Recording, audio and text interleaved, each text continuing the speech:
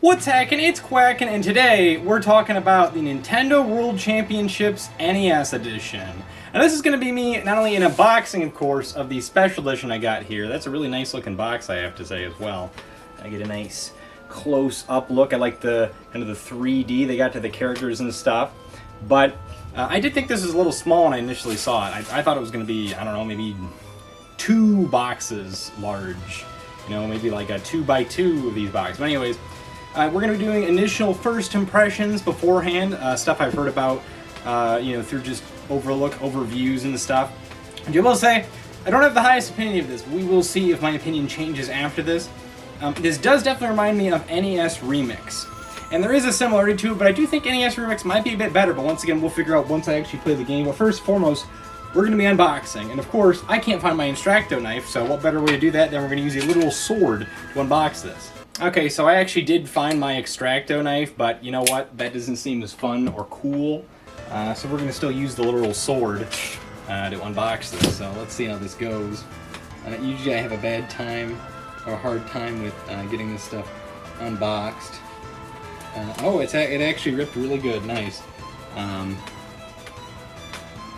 I thought that ruined some of that. Well, actually, these flaps in general, I have a very, very hard time with these flaps. On, I don't know, I guess we could, well, I don't know if I can grab one of these without it falling. I don't know, yeah, let's check out the Persona Q one. I'm actually surprising that one's not. Usually these flaps end up bending. I think I showed that in the Fire Emblem special edition. And can we not get something to fall? Well, we did get the Let's Go Pikachu to turn a little bit. I don't know, yeah, that's gonna be fine. But anywho's, we're going to open this up. I probably should be having gloves on because that frickin' gold cartridge is probably going to get all tangled and whatnot. But what I am noticing is, hey, it's doing that thing that I hate. And it's probably going to end up ripping if I pull it. So we're going to have to bend the inside. Why is this not opening? What is going on? There's something that's catching on it. They put like the art cards. The top's already getting kind of full, but I don't know if that was from shipping or what. GameStop, by the way, so this is going to be my last purchase from GameStop because they made me wait because they had to go in their break because it wasn't out of the shipping boxes. I was a little surprised it was in stock, though, because usually when it comes to GameStop, they say, oh, you should pre-order the game if you want it in stock. And I did pre-order it, and guess what? It wasn't in stock even pre-order, but this is a rare case that I did pre-order it and it was in stock. So we have 4 things up top. I guess we'll just get everything out like so. Oh, I guess there's a 5th thing in here. Now, it's kind of funny as well. Best Buy did an unboxing of this, and when they showed footage, well, not only, of course, were they able to do it ahead of time, I wonder if they got like an NDA agreement from Nintendo, but it was kind of weird that they were able to do so early. But they showed footage of the game, and they mistakenly said Super Mario Bros. 3, and they showed footage of Super Mario Bros. 2, so I know there's a lot of Mario Brothers and stuff, it's easy to make those mistakes, but yeah, there's like some extra plastic in here as well. But alright, so we have 4 items right here, technically 5, I forgot there was this cool stand that's in like, I think the classic Nintendo logo. It's kind of hard to see through this, but you have to trust me on that. I guess we'll start with what's on top. So first and foremost, we have the pin set right here. And so I should say this cost $60. I'm sure those of you who got it, you know that. But GameStop had a bit of issues once again when getting this. It like said basic edition or something, but it was $60. I knew that was like, you know, that's this. That's the one. Speaking of that's the one, this is kind of weird. It looks like there is a, I don't know if I'm going to be able to open this. Now, it seems like everything having issues. It's another one of those freaking flaps that, hey, it got bent, check it out. Uh-oh, going down in value. So these are actually the cards. I thought these were the pins. So this is kind of neat. So we have 1 of 13 games. I do think that's a little lacking. There's a lot of NES games. Looks like you can put almost any NES game as your favorite, but you know, we got Mario, Legend of Zelda, Metroid, Donkey Kong, Kid Icarus, that's probably gonna be my favorite. Super Mario Bros. 2, Excite Bike, Ice Climbers, we like their end off Super Mario Bros. 3. Nope. Balloon Fight, Super Mario Bros. 3, Zelda 2, Lost Levels, and hey, they're ending up with probably one of my favorite NES games right here, Kirby's Adventure. You know, I should say Kid Icarus, but Kirby's Adventure is a really good game. It's hard to really, you know, pick that between. I do like me some Kid Icarus because like, who's going to defend that game? Not AVGN. He didn't defend it in his episode. No. Well, why would he? But anywho, so this is gonna probably be a dang beach to shut that. But anywho, so we have the game, and I'm pretty sure this probably says, yeah, not for resale. So this is a not for resale version. I'm pretty sure the only way to get this physical cartridge is through this special edition, unless you buy it through PlayAsia. By default, this game is $30. Now, you do need, I'm pretty sure, online mode. It says also in-game purchases, but I don't know if these in-game purchases are available yet. I think the in-game purchases are more so for like an in-game currency. When I see in-game purchase, I think of like an actual, USD and whatnot for that kind of stuff.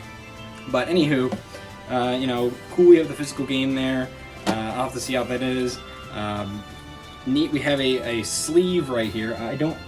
I'll get an NES game to compare this. That won't be fair if we don't do that. Alright, so I grabbed Snake, Rattle, and Roll, and this cartridge obviously feels a lot lighter. I guess not too bad, because it's not actually filled with like guts and stuff in it for like a PCB and whatnot. But I am a little curious, pin-wise. No, there's not any pins.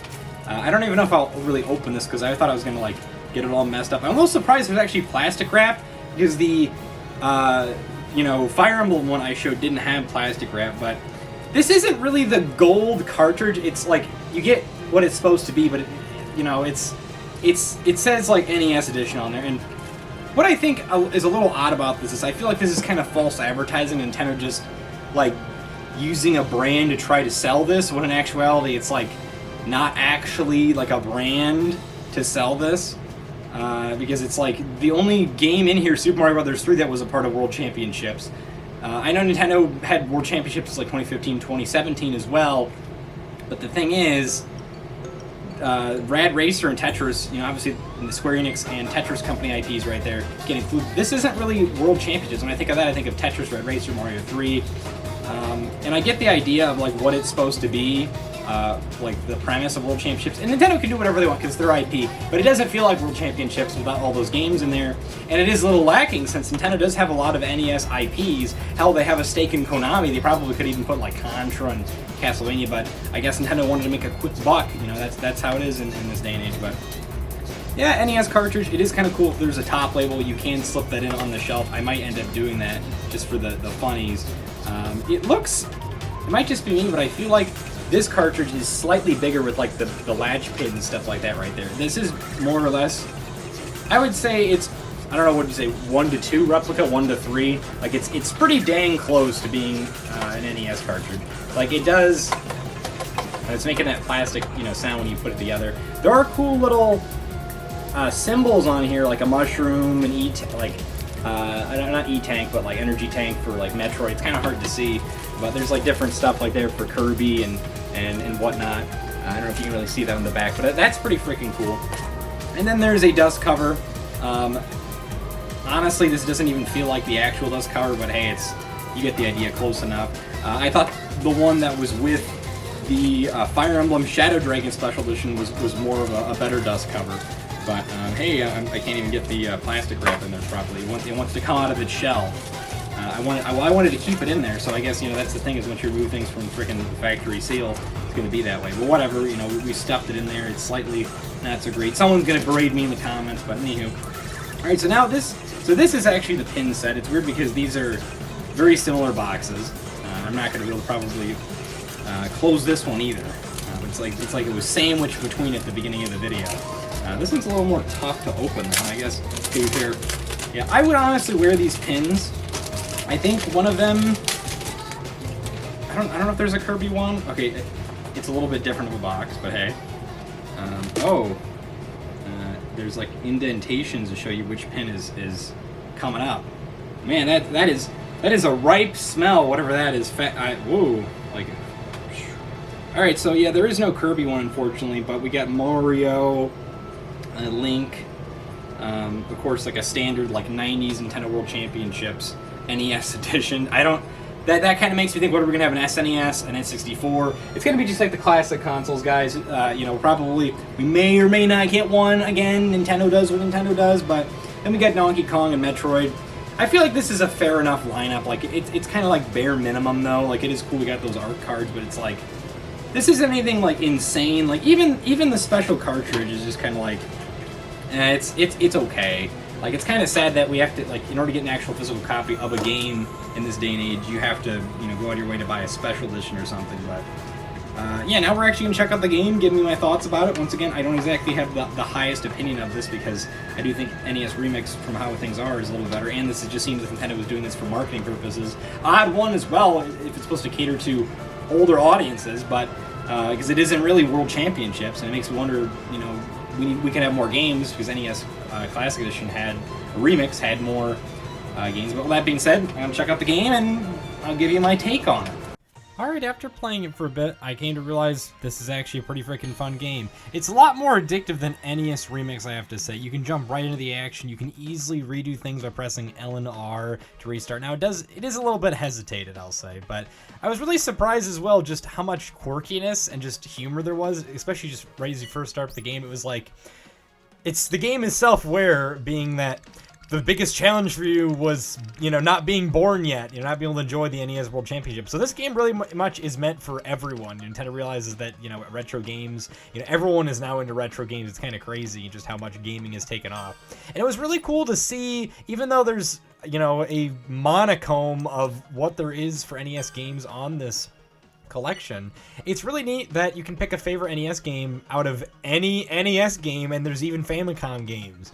Now, I can't read anything. That was kind of lazy on their part to not include the translations of the Famicom games, but I'm sure it is possible just to translate, you know, really whatever. It is kind of interesting that they have Famicom in there too. It is really cool seeing that there's different tags you can select too, like Game Boy Enthusiast or something, or when you know, Game Boy era. Really, it just shows this is kind of a celebration of just gaming in general, and I think that is kind of neat overall. I really think this is an addictive game. Getting some of the S ranks is odd because some of them are extremely easy. Others are like, how have I not gotten that? I see no possible way to do it faster, which is interesting. But overall, though, this is a really neat collection. I didn't really talk about this for too much, but I know I'm definitely, I mean, I already am addicted to it, and it was really hard to just put this down to simply finish this video. I think I might be just enjoying this quite a bit, and I think it's going to be quite a sleeper hit for Nintendo this year. It's definitely going to go under the radar, and I don't know, just kind of seeing the overall presentation, I feel like this game is going to be slept on. Now, what I will say is I wish I had a good D-pad. I wish I had those NES controllers. I hear there's a bit of input lag, though, with those. I heard from Andrew from the Game Display mentioning that, and I also heard from a friend at a game store recently that they also had input delay. I myself have not tried those yet. I know they are 20% off, and they're also only available to Nintendo Switch Online members, but they're like $50, and I only really need one, so you know, maybe I could try to get one through eBay or something, just one, but just to see how it is, because I'll be honest, a good D-pad is very much required for this, and the Switch Pro controller, of course, you know, why would you use an analog stick for these kind of games? It's quite the sin you're committing, and then a D-pad in general on the Pro controller just isn't great. Like, there was times I was pressing up to go in the door, and it just isn't working, so that's quite unfortunate, but yeah, really though, a good D-pad controller is definitely recommended, but I'll be honest, I think this game is pretty nice. As for, you know, saying about NES Remix, I think this game stands on its own. There definitely is similarities, but I can see that Nintendo's trying to do their own thing. I do really hope that they add more to it eventually, because I'm going to eventually beat this game. There is a purpose trying to get your best times. And I see this very much as a pick-up-and-play game, which is nice considering that there isn't like a whole lot of handheld aspects of the Switch, in my personal opinion, more so console-related stuff. So this is being able to pick up and play a quick burst of time to be able to get your better high score is really neat idea, but overall, though, I'm hoping that we see some updates for this game, and I think it's fine the way it is, I suppose. And I don't think it's a bad game. It's certainly addictive, though, and that's not a bad thing. Nintendo certainly has a cool idea in mind, and I love the presentation at the beginning. With that being said, I really hope you all enjoyed the Nintendo World Championships NES edition. Here's hoping that we have some future editions, like maybe Game Boy or any other Nintendo console. And with that, I gotta go take a shit.